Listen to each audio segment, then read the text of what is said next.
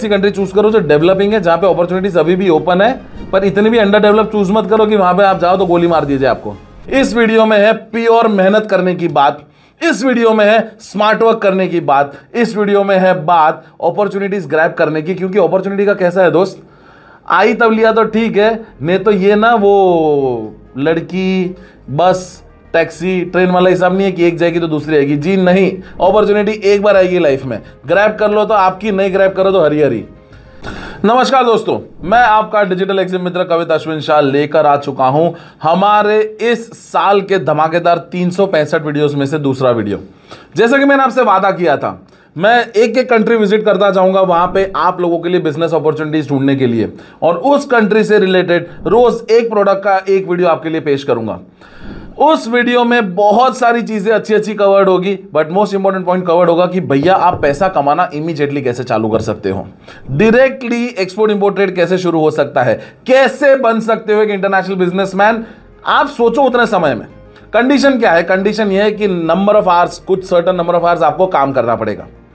ये वीडियो आगे देखने से पहले मैं कुछ ना डिस्क्लेमर दे दूं, चेतावनियां दे दूं। नंबर 1, इस वीडियो में कहीं पे भी शॉर्टकट नहीं है। इस वीडियो में कहीं पे भी आपको कांदा बटाटा बेचने वाली बात नहीं है। इस वीडियो में कहीं पे भी ऐसा नहीं है कि डायरेक्ट बायर्स आपको मिल जाएंगे या हम आपका ट्रेड शुरू करके देंगे। इस वीडियो में कहीं पे भी ऐसा नहीं है कि आप आराम से घर पे बैठो और हम आपका काम करके देंगे। जी नहीं, इस वीडियो में है प्योर मेहनत करने की बात, इस वीडियो में है स्मार्ट वर्क करने की बात, इस वीडियो में है बात अपॉर्चुनिटीज ग्रैब करने की। क्योंकि अपॉर्चुनिटी का कैसा है दोस्त, आई तब लिया तो ठीक है, नहीं तो ये ना वो लड़की बस टैक्सी ट्रेन वाला हिसाब नहीं है कि एक जाएगी तो दूसरी आएगी। जी नहीं, अपॉर्चुनिटी एक बार आएगी लाइफ में, ग्रैब कर लो तो आपकी, नहीं ग्रैब करो तो हरी हरी।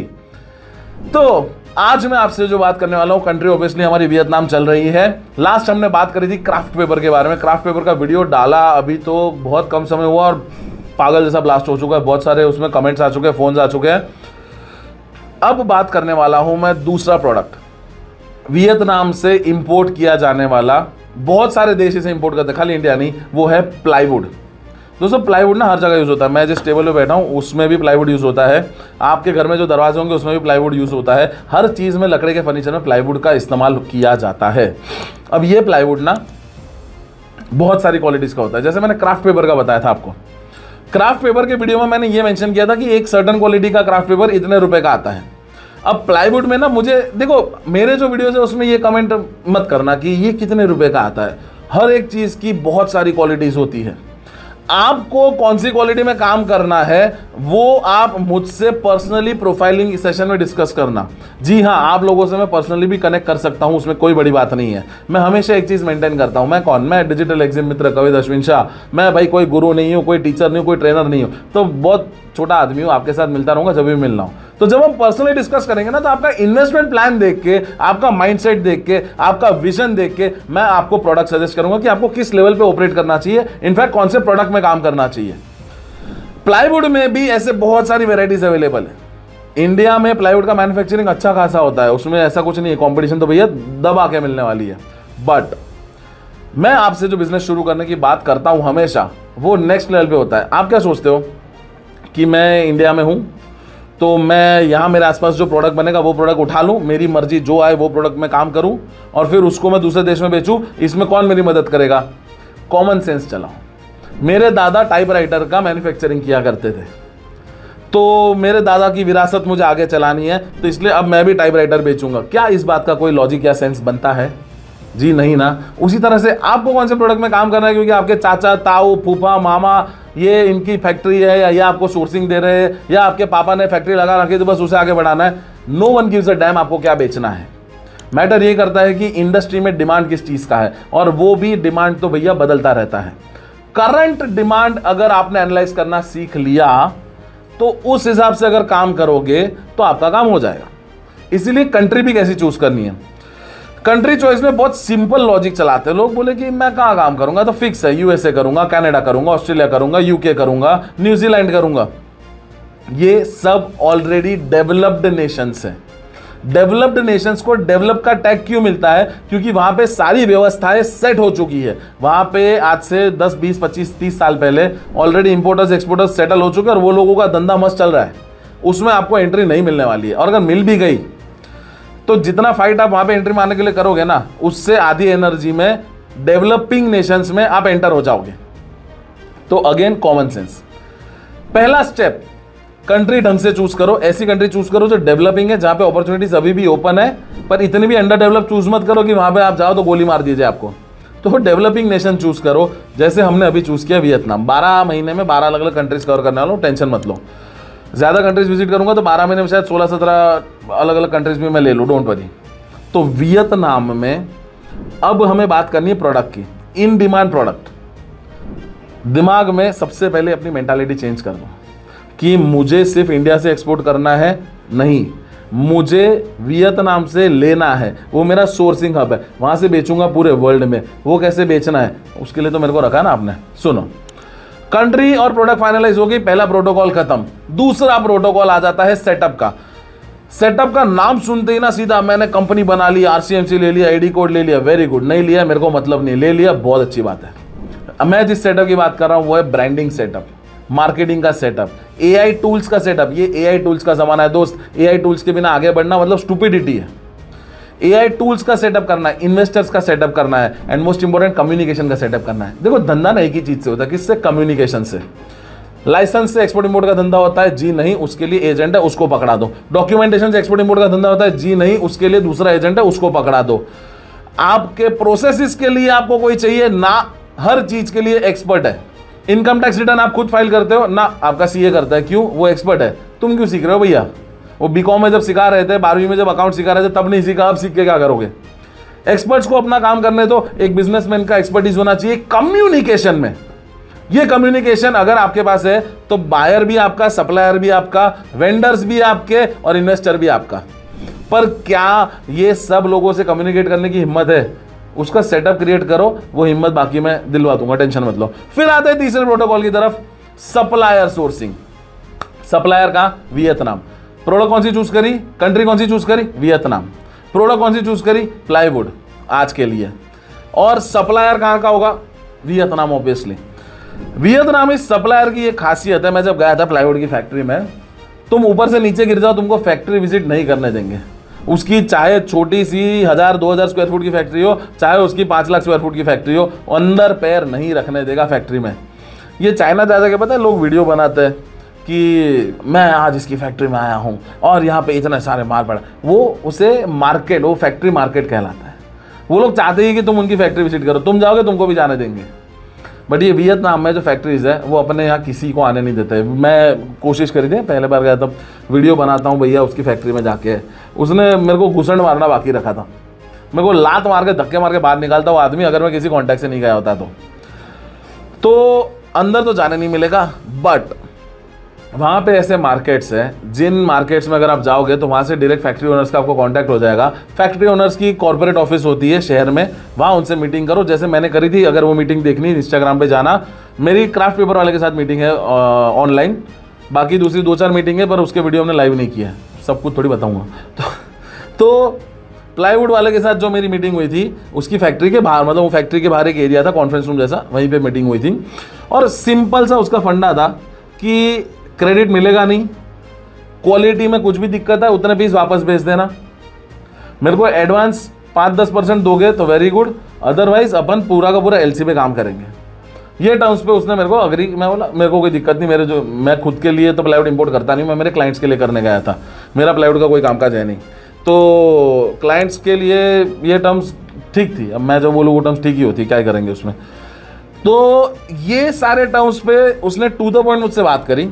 अब मार्जिन की बात करते हैं। प्लाईवुड में ना अगर हल्की क्वालिटी में आप जाओगे तो आपको 10 से 15% का मार्जिन निकल सकता है, जीएसटी वीएसटी हटा के। अब जीएसटी का कैलकुलेशन डालोगे बीच में, क्योंकि कस्टम ड्यूटी जीएसटी के साथ तो फिर बहुत बढ़ जाएगी। जीएसटी हटा के आपको अच्छा खासा मार्जिन उसमें निकल सकता है। पर अगर इसमें प्लाईवुड के साथ साथ फर्नीचर मेकिंग रिलेटेड, फर्नीचर की बात नहीं कर रहा हूँ, वो बाद में करेंगे, फर्नीचर बनाने से रिलेटेड दूसरे प्रोडक्ट्स का काम किया ना, जिसमें कि आपको पता है कि वहाँ पे जितनी भी फैक्ट्रीज है उसमें जो केमिकल्स यूज़ होते हैं वो इंडिया से जाते हैं, इसके ऊपर अलग वीडियो बनाऊंगा मैं। तो वो प्लाईवुड वाली आइटम आप इंपोर्ट कर सकते हो अलग अलग क्वालिटीज़ में, मार्जिन तगड़ा अपना रख सकते हो। एंड यहाँ पे लोकल सेलिंग के अगेंस्ट में आपका मार्जिन मिनिमम 10 से 15% ज़्यादा रहेगा। अब इस वीडियो के कमेंट में मेहरबानी करके प्लाईवुड वाले ये मत लिखना कि मेरे यहाँ पर तो 40% मार्जिन है या मेरे यहाँ पे सिर्फ 2% मार्जिन है। मैं एक जेनेरिक व्यू दे रहा हूँ। कभी भी कोई भी इंसान इस पूरे बड़े विश्व में कहीं पे भी जनरलाइज करके आंकड़ा नहीं दे सकता है, और जो भी आपको वो आंकड़ा दे रहा है ना, समझ लो लल्लू बना रहा है आपको। और आप बनना भी चाहते हो कि मेरे को बताओ कितना मार्जिन होता है, कहीं फिक्स नहीं होता दोस्त मार्जिन। वही सेम बायर, वही सेम ऑर्डर, वही सेम पेमेंट टर्म्स, आप बैठो उसके साथ और मैं बैठूंगा, मेरा मार्जिन ज़्यादा ही होगा। मेरे पास वो एक्सपीरियंस है, तो वो सामने वाले को दबाना कैसा वो आता है। तो मार्जिन कहीं पे ऐसा नहीं है कि इतना का इतना ही मिलेगा, पर हाँ अच्छा मार्जिन निकल सकता है, बिजनेस अच्छे सेट हो सकता है। और दूसरा ऑप्शन, इंडिया में लाओ ही मत, वियतनाम से प्लाईवुड लेकर श्रीलंका में बेचो। अब आप बोलोगे सर श्रीलंका में बेचना कितना मुश्किल है, तो इंडिया में कौन सा तुम्हारे वो ताऊ घर पे बैठ के तुमको बेच के देने वाला है। तुमको मेहनत जो करनी है, उल्टा वहाँ पे दूसरे देशों में मेहनत थोड़ी सी आसान हो जाती है।